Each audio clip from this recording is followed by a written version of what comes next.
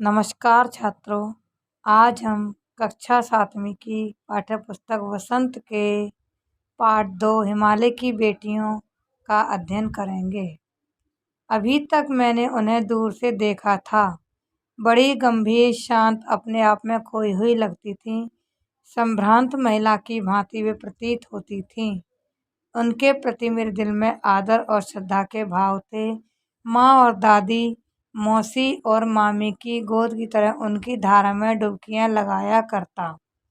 इस पाठ में लेखक जो हैं, नदियों के बारे में बात की है। उन्होंने नदियों के बारे में लिखा है। नदियों को उन्होंने हिमालय की बेटियां कहा है और नदियों को उन्होंने किन किन रूपों में देखा है। संभ्रांत, एक सुशील सभ्य महिला,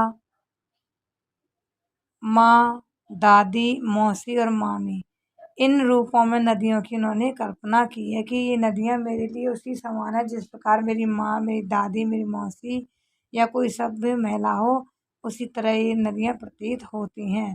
तो उसी का वर्णन लेखक ने इसमें कहा है कि हिमालय की बेटी, बेटी इसलिए कहा है क्योंकि सभी नदियाँ हिमालय से निकलती हैं। हिमालय से ही नदियों का जन्म होता है, उद्गम स्थल है, इसलिए उनको हिमालय की बेटी और हिमालय को सभी नदियों का पिता कहा है। परंतु इस बार जब मैं हिमालय के कंधे पर चढ़ा तो वे कुछ और रूप में सामने थी। मैं हैरान था कि यही दुबली पतली गंगा, यही यमुना, यही सतलुज समतल मैदानों में उतरकर विशाल कैसे हो जाती हैं। इनका उछलना और कूदना, खिलखिलाकर लगातार हंसते जाना, इनकी यह भावभंगी, इनका यह उल्लास कहाँ गायब हो जाता है मैदान में जाकर। किसी लड़की को जब मैं देखता हूँ, किसी कली पर जब मेरा ध्यान अटक जाता है, तब भी इतना कौतूहल और विस्मय नहीं होता जितना कि इन बेटियों की बाल लीला देखकर। कहाँ ये भागी जा रही हैं? वह कौन लक्ष्य है जिसने इन्हें बेचैन कर रखा है? अपने महान पिता का विराट प्रेम पाकर भी अगर इनका हृदय तृप्त ही है, तो वह कौन होगा जो उनकी प्यास मिटा सकेगा? बर्फ जली नंगी पहाड़ियाँ, छोटे छोटे पौधों से भरी घाटियाँ, बंधुर आतिथ्यकाएँ, सरसब्ज उपत्यकाएँ, ऐसा है इनका लीला निकेतन। खेलते खेलते जब ये जरा दूर निकल जाती हैं तो देवदार, चीड़, सरो, चिनार, सफेदा, कैल के जंगलों में पहुंचकर शायद इन्हें बीती बीती बातें यादें करने का मौका मिलता है। कौन जाने बुढ़ा हिमालय अपनी नटखट बेटियों के लिए कितना सिर धुनता होगा। बड़ी बड़ी चोटियों से जाकर पूछिए तो उत्तर में विराट मौन के सिवाय उनके पास और रखा ही क्या है। सिंधु और ब्रह्मपुत्र, ये दो ऐसे नाम हैं जिनके सुनते ही रावी, सतलुज, व्यास, चनाब, झेलम, काबुल, कुभा, कपिशा, गंगा, यमुना, सरयू, गंडक, कोसी आदि हिमालय की छोटी बड़ी सभी बेटियां आंखों के सामने नाचने लगती हैं। वास्तव में सिंधु और ब्रह्मपुत्र स्वयं कुछ नहीं है। दयालु हिमालय के पिघले हुए दिल की एक एक बूंद न जाने कब से इकट्ठा हो होकर इन दो महानदों के रूप में समुद्र की ओर प्रवाहित हो रही हैं। कितना सौभाग्यशाली है वह समुद्र जिसे पर्वतराज हिमालय की इन दो बेटियों का हाथ पकड़ने का श्रेय मिला। जब नदियां हिमालय से निकलती हैं तो हिमालय से निकलते हुए पूरे सब जगह घूमती हुई वो जाकर अंत में समुद्र में मिल जाती हैं। तो पर्वतराज हिमालय का समुद्र को इनका नदियों का पति कहा गया है और पर्वतराज हिमालय को उनका पिता कहा गया है और समुद्र को हिमालय का दामाद कहा गया है, क्योंकि अंत में जाकर सभी नदियां उन समुद्र में जाकर मिल जाती हैं।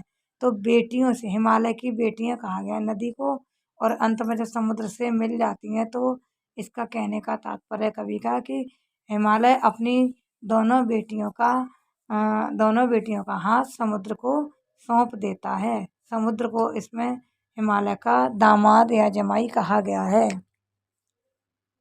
जिन्होंने मैदानों में ही इन नदियों को देखा होगा, उनके ख्याल में शायद ही यह बात आ सके कि बूढ़े हिमालय की गोद में बच्चियां बनकर ये कैसे खेला करती हैं।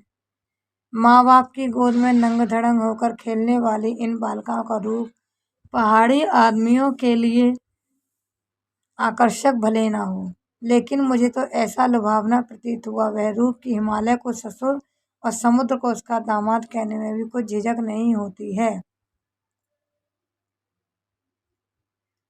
कालिदास के विरही यक्ष ने अपने मेघदूत से कहा था, वेत्रवती, वेतवा नदी को प्रेम का प्रतिदान देते जाना, तुम्हारी वह प्रेयसी तुम्हें पाकर अवश्य प्रसन्न होगी। इसमें कवि कालिदास ने विरही यक्ष से अपने मेघदूत, मेघदूत क्या थी, कालिदास की एक रचना थी, इसमें बादलों को दूत बनाकर उन्होंने अपनी प्रेयसी के पास संदेश भेजा था कि बेतवा नदी के द्वारा, कि बेतवा नदी को प्रेम का प्रतिदान देते जाना, मेरी बेतवा जो नदी है उसमें भी अपने प्रेम का प्रतिदान देते जाना, तुम्हारी वह प्रेमसी प्रेयसी तुम्हें पाकर अवश्य प्रसन्न होगी।